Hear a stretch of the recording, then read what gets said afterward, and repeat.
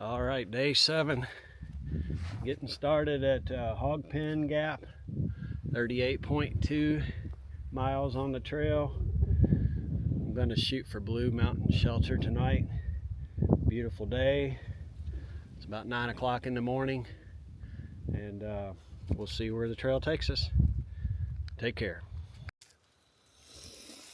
All right, I stopped at Low Gap Shelter and filtering some water here. Yeah, I just also wanted to mention, with winter backpacking, I did Knobstone Trail with Jed. He came out in December with me, and we froze our butts off, but it was a great test. And yeah, Knobstone's got some serious elevation too. I think the difference with the AT is the mountains just go up and up and up, so you'll have climbs for miles on end. So climbing and descending much longer because these mountains are just big. But yeah, it's you got to practice. You definitely want to practice if you're going to come out here in these elements, because it can be somewhat dangerous. You don't want to come out here unprepared. So learning that one pretty quick. See you on the trail next time. All right, cruising along here. I'm just thinking, you know, I'm new to backpacking, and trying to think what would I've done differently based off my first week of experience to prep. And I would say, you know, I wish I'd have spent maybe more nights out in my backyard when it was cold, testing my gear, and maybe not just a sleep system, making sure your gear is going to keep you warm, but you know, practice cooking, practice having your water with you below freezing temperatures, so that you can kind of get used to, you know, managing some of those circumstances that we have to do out here.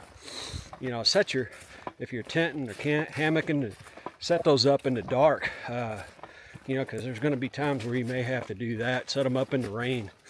And then, you know, my first week out here so far, you know, one of the best lessons I've been told thus far, I think, is you know, practice going slow, because you come out of the gate, you certainly want to kill miles and all that. And I've hiked with some that, you know, definitely are in shape to do that, but you got to kind of gauge where you're at, and then if you don't feel like you're going slow, you're probably going too fast. So yeah, that's just some things I was thinking about there.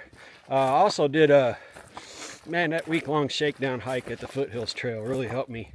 An extended trip helps you, you know, get used to and establish a routine. And shout out to Richard and Josh, if you guys are watching, man, thank you guys so much, because they helped me kind of prepare some of my routine and gear. Gave me some great advice on how to get out and do something like this. But it's hard, you know. YouTube kind of glamorizes it sometimes.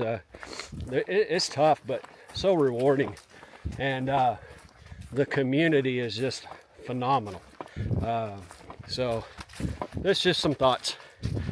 Happy trails.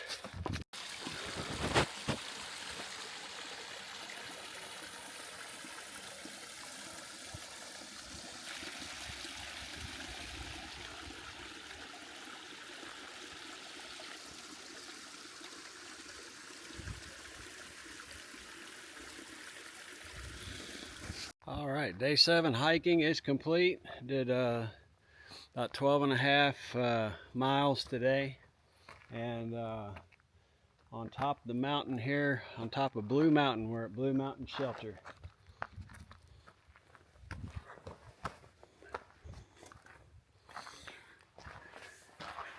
Not a bad little shelter here. Hopefully give us some protection from the wind if we need it.